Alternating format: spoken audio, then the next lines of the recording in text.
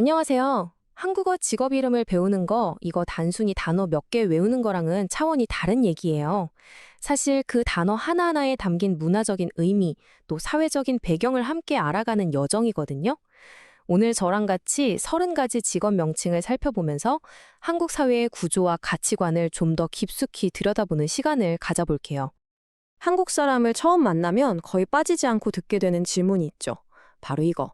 직업이 뭐예요? 영어로는 그냥 What's your job이잖아요. 근데 한국에서 이 질문은요, 그냥 가벼운 스몰 토크가 아니에요. 대화의 방향을 정하고 또 앞으로의 관계를 어떻게 시작할지 결정하는 아주 중요한 신호탄 같은 역할을 합니다. 맞아요. 한국에서는 직업이 그 사람의 사회적인 정체성을 파악하는 핵심 열쇠나 마찬가지거든요. 왜 그럴까요? 그 뿌리를 따라가 보면 사회적인 조화와 질서를 아주 중요하게 생각하는 유교 문화가 있어요. 직업을 알면 상대방의 나이나 사회적인 위치, 또 어떤 책임을 가진 사람인지를 대략 짐작할 수 있잖아요. 그럼 거기에 맞춰서 예의를 갖추고 존중을 표현할 수 있게 되는 거죠. 자, 그래서 오늘 우리가 함께 탐험해 볼 내용들입니다. 먼저 직업이 왜 그렇게 중요한지 그 문화적인 배경부터 알아볼 거고요.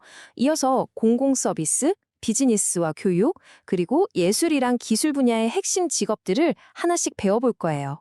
그 다음엔 이 단어들을 어떻게 존중을 담아서 사용할 수 있는지 그 방법까지 익혀볼 거고요. 마지막으로 이 모든 지식이 어떻게 새로운 문화적인 시각을 열어주는지에 대해 이야기하면서 마무리하겠습니다. 그럼 첫 번째 섹션부터 바로 시작해 볼까요? 직업이 왜 중요한가? 한국의 직장 문화를 제대로 이해하려면 반드시 알아야 할 문화적인 기반에 대해 한번 살펴볼 텐데요. 키워드는 바로 계층 구조와 집단주의 이 두 가지입니다. 한국 사회, 특히 직장 문화를 이해하는 가장 중요한 열쇠는 바로 이 유교적인 계층 구조예요. 이게 단순히 위아래를 나누는 걸 넘어서요. 나이나 지위, 경험에 따라서 각자의 역할과 책임이 정해지고 그걸 통해서 조직 전체의 조화를 유지하려는 철학이 담겨 있거든요. 그래서 많은 한국 회사들이 마치 하나의 확장된 가족처럼 느껴질 때가 많아요. 리더는 부모처럼 구성원들을 챙기고 이끌어주고 또 구성원들은 자기 위치에 맞는 의무와 존중을 다하는 거죠. 자, 이제 이론은 이쯤 하고 본격적으로 단어들을 배워볼까요? 우리 사회의 기본을 만들고 또 공동체를 위해서 봉사하는 직업들부터 시작해볼게요. 이런 직업들은 한국 사회에서 대체로 굉장히 높은 존경을 받습니다. 먼저 의료 분야입니다. 사람들의 건강과 생명을 다루는 정말 중요한 직업들이죠. 첫 번째 단어, 의사. 아픈 사람들을 치료하는 분들이죠. 다음은 의사 선생님을 돕고 환자들을 돌보는 간호사, 그리고 우리 치아 건강을 책임지는 치과 의사도 있고요. 약국에서 약을 지어주시는 약사, 마지막으로 우리 반려동물들, 아픈 동물들을 치료해주는 수의사가 있습니다. 이 직업들은 정말 높은 수준의 전문성이랑 윤리의식이 필요하기 때문에 사회적으로도 큰 신뢰를 받고 있죠. 다음은 우리 사회의 질서와 안전을 지키는 직업들입니다. 이분들 덕분에 우리가 안정적인 생활을 할 수 있는 거죠. 먼저 시민의 안전을 지키는 경찰관, 불이 나면 출동해서 사람들을 구하는 소방관, 그리고 나라를 지키는 늠름한 군인이 있습니다. 법을 통해서 정의를 실현하는 역할도 빼놓을 수 없겠죠. 법정에서 판결을 내리는 판사, 그리고 법률적으로 어려운 사람들을 돕는 변호사가 있습니다. 자, 이제 두 번째 직업군으로 넘어가 볼게요. 한국의 경제 성장을 이끌고 또 미래 세대를 키워내는 말 그대로 사회의 엔진과도 같은 분야죠. 비즈니스와 교육 분야의 중요한 직업들입니다. 아마 한국 드라마나 영화에서 이 단어 정말 많이 들어보셨을 거예요. 바로 회사원. 이건 어떤 특정한 직책이라기보다는 회사에 다니는 사람이라는 의미로 정말 폭넓게 쓰여요. 처음 만난 사이에 내 직급을 구체적으로 말하기가 좀 부담스러울 때 그냥 회사원입니다 라고 하면 되거든요. 아주 일반적이고 편리한 단어죠.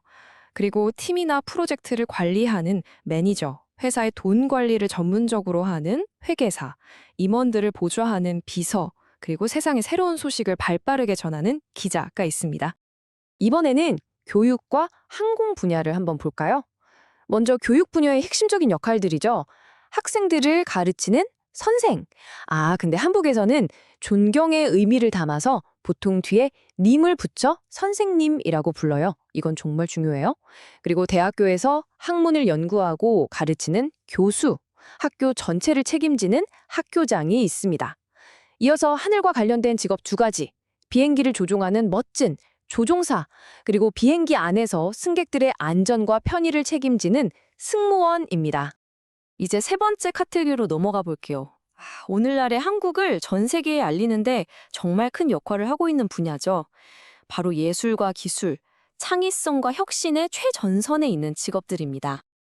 전 세계를 사로잡은 K 콘텐츠의 주역들이 여기 다 모여 있네요.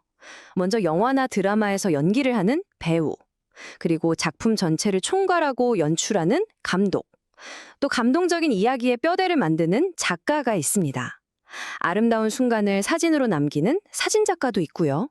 마지막으로 우리의 마음을 움직이는 멜로디를 만드는 음악가까지. 정말 멋진 직업들이죠? 자, 드디어 마지막 직업군입니다. 전통적인 기술과 현대적인 기술이 아주 멋지게 어우러진 분야라고 할 수 있겠네요. 먼저 우리의 입을 즐겁게 해지는 분들이죠. 맛있는 음식을 만드는 요리사, 그리고 달콤한 빵과 디저트를 만드는 제빵사가 있습니다. 다음은 디지털 시대를 이끄는 기술 전문가들인데요.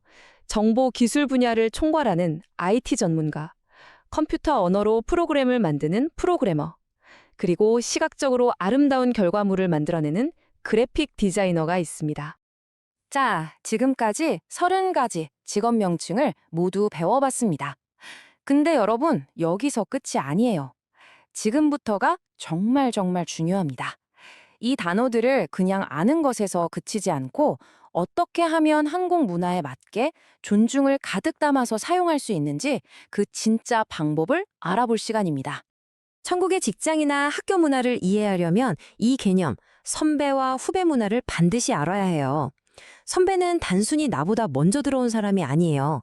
경험을 바탕으로 후배를 이끌어주고 조언해주는 멘토 같은 존재거든요. 그럼 후배는 어떻게 하냐고요? 선배에게 예의를 갖추고 존중을 표현하죠.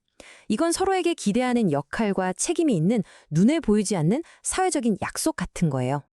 이 편은 일반적인 한국 기업의 직급 체계인데요. 위에서부터 회장, 사장, 부장, 과장, 대리, 사원 이렇게 순서대로 내려오죠. 이 직급은 단순히 무슨 일을 하는지를 나타내는 걸 넘어서요. 조직 안에서의 서열과 권한, 책임을 아주 명확하게 보여줍니다. 그렇기 때문에 상대방의 직급을 정확히 알고 올바르게 부르는 게 원활한 직장 생활, 그리고 조직의 조화, 즉 인화를 위해서 굉장히 중요합니다. 그럼 직장에서 다른 사람을 어떻게 불러야 할까요? 아주 간단한 3단계 공식이 있어요. 첫째, 상대방의 직급을 확인합니다. 예를 들어서 부장이라고 해볼게요. 둘째, 그 직급 뒤에 존경을 나타내는 마법의 단어 님을 붙입니다. 그럼 부장님이 되죠. 셋째, 이제 그냥 부장님하고 부르거나 성을 앞에 붙여서 김 부장님처럼 부르면 완벽합니다. 이 님이라는 딱 한 글자가 평범한 직급을 존중의 표현으로 바꿔주는 거예요. 한국어에서 존중은 단순히 부르는 말에만 있는 게 아니에요. 문법 그 자체에 아주 깊숙이 새겨져 있습니다. 특히 동사를 보면 알 수 있는데요. 나보다 나이가 많거나 지위가 높은 사람에 대해 이야기할 때는 아예 다른 단어를 써야 해요. 예를 들어 나는 밥을 먹다라고 하지만 부장님은 식사를 드시다라고 해야 하고요. 내가 잠을 자다라고 할 때 할머니께서는 주무시다라고 해야 합니다. 내가 집에 있다고 할 때 교수님은 연구실에 계시다라고 말해야 올바른 표현이 되는 거죠. 마지막으로 말투, 즉 높임법의 단계를 골라야 합니다.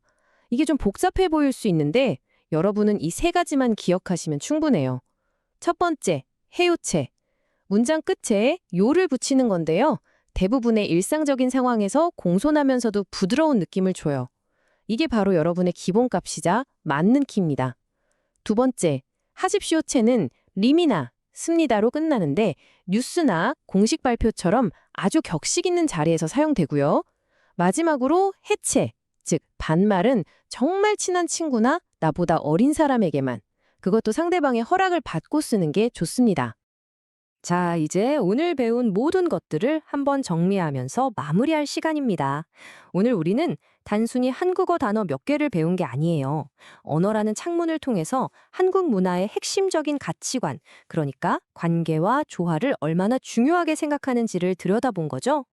이 문장이 오늘의 핵심을 가장 잘 보여주는 것 같아요. 직책은 당신이 하는 일이 아니라 이야기 속 당신의 자리다. 한국 사회에서 직업이라는 건 그냥 개인의 능력을 보여주는 수단을 넘어서요. 내가 속한 공동체라는 더 큰 이야기 속에서 내가 어떤 역할을 맡고 있고 또 다른 사람들과 어떤 관계를 맺고 있는지를 보여주는 일종의 좌표 같은 거예요. 오늘 여러분은 30개가 넘는 직업 이름을 익혔습니다. 하지만 더 중요한 건 단순한 단어 암기를 넘어서 존중을 바탕으로 다른 사람과 소통하는 하나의 틀을 배웠다는 점이에요. 이게 바로 진짜 한국 사람들과 교류할 때 쓸 수 있는 실용적인 문화 지능이라고 할 수 있겠죠. 마지막으로 여러분 스스로에게 이 질문을 한번 던져보면서 마무리할게요. 여러분이 사용하는 언어는 여러분 자신의 직업적인 정체성을 어떻게 만들어가고 있나요? 오늘 배운 내용들을 통해서 언어와 문화가 우리의 정체성과 세상을 보는 방식에 얼마나 큰 영향을 미치는지 한 번쯤 생각해보는 계기가 되었으면 좋겠습니다. You are doing great. Don't stop. Subscribe and watch the next video.